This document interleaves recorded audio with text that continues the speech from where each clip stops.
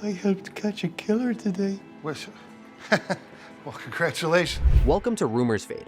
Today, we're diving into the life and atrocities of the infamous Ed Gein, which inspired Netflix's third chapter of Monster. Spoilers ahead for all 8 episodes. It's not right. You're the one can't look away. Ed Gein and modern horror. Don't break my heart, Eddie. I won't, Mother. Only a mother could love you. In 1957, the peaceful town of Plainfield, Wisconsin, was shaken by the horrifying discoveries inside Ed Gein's home, the man who would become infamous as the Butcher of Plainfield. Netflix's latest season of Monster explores how his gruesome legacy inspired generations of fictional killers and horror icons. I had to cast you, Anthony. You're like him. In the series, we see Alfred Hitchcock working with author Robert Bloch to bring his 1959 novel Psycho to the screen. Although Bloch insisted that Norman Bates wasn't directly based on Ed Gein, the show implies that he drew significant inspiration from the real-life killer. Gein had a secret. A sexual dysfunction he could not express, and his inability to express his version of the sexual act turned inwards and transformed into sickness. Like many who came after him, Hitchcock incorporated elements of Gein's story, especially the disturbing and suffocating relationship between mother and son. The devil works in mysterious ways. He blinded you. He tricked you. What do you mean? Venereal disease. As a young filmmaker, Tobe Hooper heard about a grave robber in Wisconsin who crafted everyday objects from human remains. This chilling story, along with other influences, helped inspire the creation of the 1974 horror classic, The Texas Chainsaw Massacre. I'm not making the movie this country wants. I'm making the movie it deserves. They created it. The ugliness, the violence, the cruelty, the depravity. This iconic film follows a group of friends on the road who fall prey to a murderous, cannibalistic family, including the infamous chainsaw-wielding Leatherface. Hello?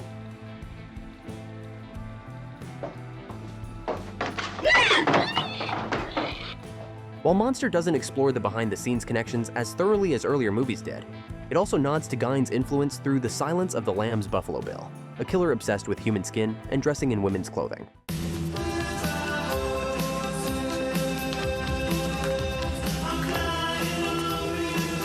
Trek, a tragic upbringing. First, an evil son who humiliates his mother and is determined to drag us all to hell. And then I got you, a son so prone to all manner of weakness who seems set on breaking his mother's heart. Edward Theodore Gein was born on August 27, 1906, in La Crosse County, Wisconsin, the younger of 2 sons born to George and Augusta Gein. Before we proceed, please subscribe to our channel and hit the bell to stay updated on our latest videos. You can choose notifications for occasional videos or all of them. If you're on your phone, ensure notifications are enabled in your setting. Augusta brought up Ed and his brother Henry under rigid religious rules and a deep contempt for women, keeping them cut off from the outside world on their remote Plainfield farm. No, sir. You go. Get out. Now. You already broke my heart, so don't make it worse by dragging it out. I don't want to leave you, Mother. Well, you already have. George struggled with alcoholism and often subjected his sons to physical abuse. After his death from heart failure in April 1940, Ed and Henry began taking on odd jobs around Plainfield, working as local handymen. Where you been? Oh, Mother's gonna whip you when she sees you. No. Edward. Only one lets my whip him's you. Unlike Ed, Henry wasn't obsessed with their mother and had no intention of remaining on the farm forever. In the first episode of Monster, Henry reveals his plans to marry and encourages Ed to break free from Augusta's controlling influence too. You need to get out of here, too. Mother is sick. She's a sick woman, and... Shut your mouth. No, I won't. I don't want to hear about that. Ed. Don't talk like that about her. Ed kills him with a blow from a log. To cover up the crime, he sets fire to nearby marshland, moves Henry's body, and later reports his brother as missing. What's all the shouting for? Fire got out of control. I can't find Henry. He was here. You try to find him. I'll go into town for help. No, I'll fetch the police. You go find him, Eddie. When Henry's body was discovered, the coroner ruled the cause of death as asphyxiation. Though suspicions persisted, there was never enough evidence to prove Ed had killed his brother intentionally. In his 1989 biography, Deviant, The Shocking True Story of the Original Psycho, author Harold Schechter mentioned visible bruises on Henry's head, yet no autopsy was ever performed, and Ed consistently denied any wrongdoing. You're right about Mother. She's a good woman. I'll make it right with her. Soon after Henry's death on May 16, 1944, Augusta suffered a severe stroke. Ed cared for her by himself until she was struck by a second one, which proved fatal on December 29, 1945. For thou art with me, thy rod and thy staff, they comfort me. Thou anointest my head with oil, my cup runneth over. Becoming the Butcher of Plainfield. Over the span of 5 years, Ed Gein lost every member of his immediate family, but it was his mother's death that affected him most deeply. May the Lord forgive you for cursing. Hush up, Sally. It's the runt. It's gonna die anyway. This is a house of filth. She is an unwed harlot. He remained alone on the isolated family farm, a decaying house without plumbing or electricity. Cut off from the outside world, Ed spent his time reading pulp magazines and comics, particularly stories about war criminal Ilse Koch, known as the Bitch of Buchenwald, who was rumored to have made lampshades from the skin of prisoners. Gein would return the bones to the grave sometimes when he was done with them. But this means that he was, What? he was stripping the flesh from the bodies. Ed started sneaking into cemeteries at night, digging up the bodies of recently deceased middle-aged women who resembled his mother. He used their remains to create what he called a woman suit. On December 8, 1954, he carried out his first known murder, shooting local tavern owner Mary Hogan and bringing her body back to his farm. I haven't seen you around. Well, What's bothering you? oh, just girl trouble. He kept looting graves, fashioning additional masks and grotesque household decorations.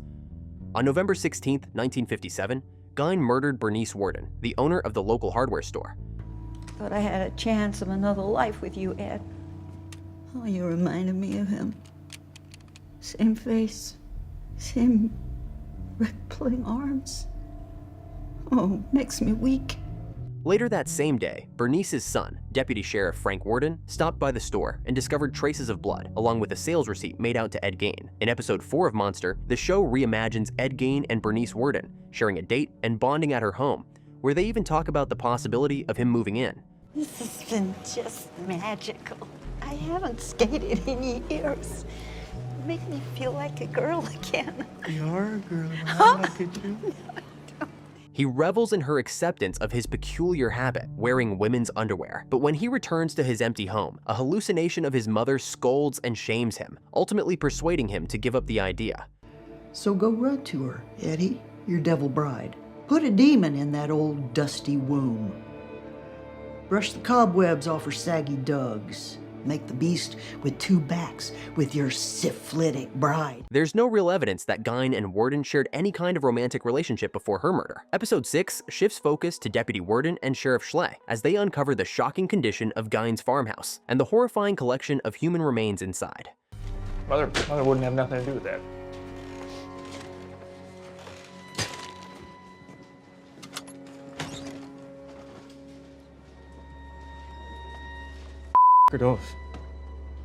Bernice Worden's body is discovered by her son. When Gein shows up, the enraged deputy lunges at him in fury. What did you do to her? Frank, how did you do to her? In reality, Gein was arrested at a store in West Plainfield, where Sheriff Schley physically assaulted him. On November 21, 1957, he pleaded not guilty by reason of insanity. There's a reason that you hear voices. There's a reason that you see things that aren't there. Well, you can't remember things you did, and you worry that you did things you didn't do. Declared mentally unfit to stand trial, Gein was sent to Central State Hospital in Waupun, where he was diagnosed with schizophrenia. 10 years later, on November 14, 1968, Judge Robert H. Golmar officially found him not guilty by reason of insanity and ordered him back to Central State. Doesn't matter if I get better or if I get worse. Nobody cares. It's just punishment. That's part of the punishment, isn't it? Gein later transferred to Mendota State Hospital, where he lived until his death at 77 on July 26, 1984. Myths and misconceptions. Contrary to popular belief, Ed Gein was not a serial killer. Though suspected of more, he confessed to only 2 murders, falling short of the 3-victim minimum. I think that the murders of the tavern keeper Mary Hogan and Bernice Worden, who ran the local hardware store, were his only homicides. He wasn't a cannibal, and despite the series depicting post-mortem activities, Gein maintained he never engaged in sexual acts with victims or exhumed bodies. Ed, I gotta ask you, did you eat them? No. No, I couldn't swear to that. I don't think so. Following his arrest, Gein was interrogated about the 1953 disappearance of Evelyn Grace Hartley, who vanished while babysitting in La Crosse County. She didn't fit his usual pattern, and no evidence ever connected him to the case. Still, the series dramatizes this by depicting Gein's failed babysitting stint, portraying his resentment toward Hartley for stealing his job, which drives him to stalk, abduct, and ultimately add her remains to his macabre collection. I mean, you really did it, didn't you? What did I do? You took my job! My babysitting job! Who's gonna pay for my wedding with that job? Now what? The sheriff also mentioned several other unsolved cases, including the 1947 disappearance of Georgia Jean Weckler and 2 hunters, Victor Harold Travis and Raymond Burgess, who went missing near Gein's farm in 1952. 2 hunters disappeared. Victor Travis and Raymond Burgess, did you kill them? I don't believe so. You have newspaper clippings about them. Yeah. Yeah? He was briefly considered a suspect in those disappearances, but was ultimately cleared. And contrary to popular myth, he never attacked anyone with a chainsaw. One major creative twist in Monster is the imagined relationship between Gein and Adeline Watkins, an aspiring crime scene photographer who becomes his only friend apart from his mother. United by their morbid fascinations, she's portrayed as the one who introduces him to dark comics and photos of Nazi atrocities. The series even shows them dating, with Gein proposing to her during a midnight picnic in a cemetery. Will you marry me?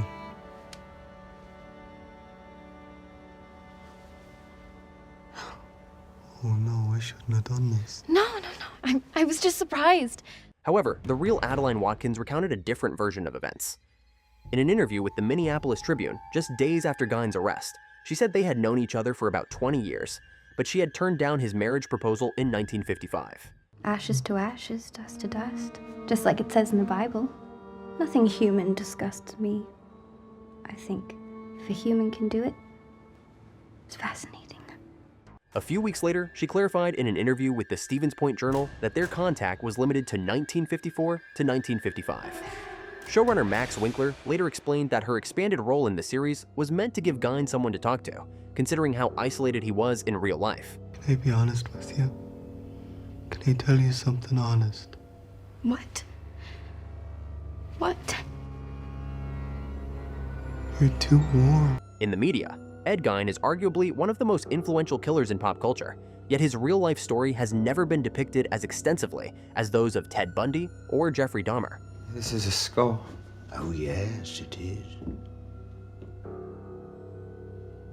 He made it into a bowl, ate every meal out of it. In the 1974 film Deranged, the Gein-inspired character Ezra Cobb becomes a murderer following the death of his fanatically religious mother. The movie takes creative liberties, portraying far more graphic violence than Gein ever committed, even showing Cobb digging up his mother's corpse.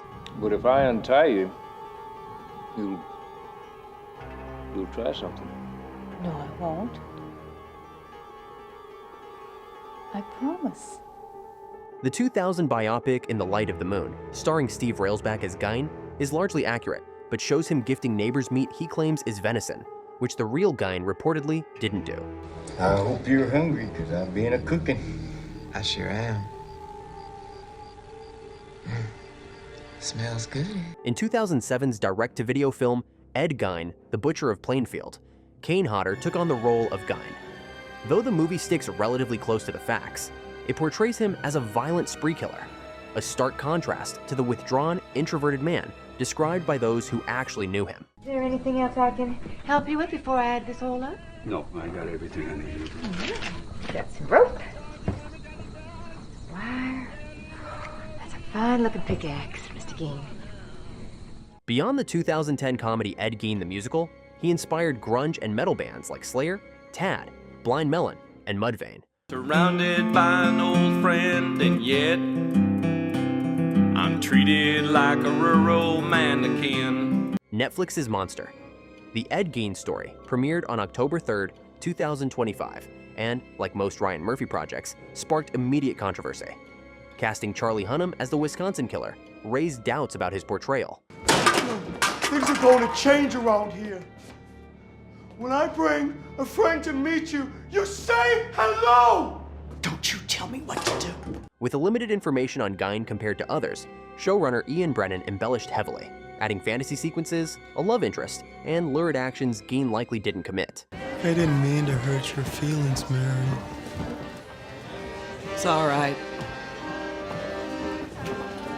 You're actually nothing like her. Did you watch the 8-episode series? Share your thoughts in the comments below.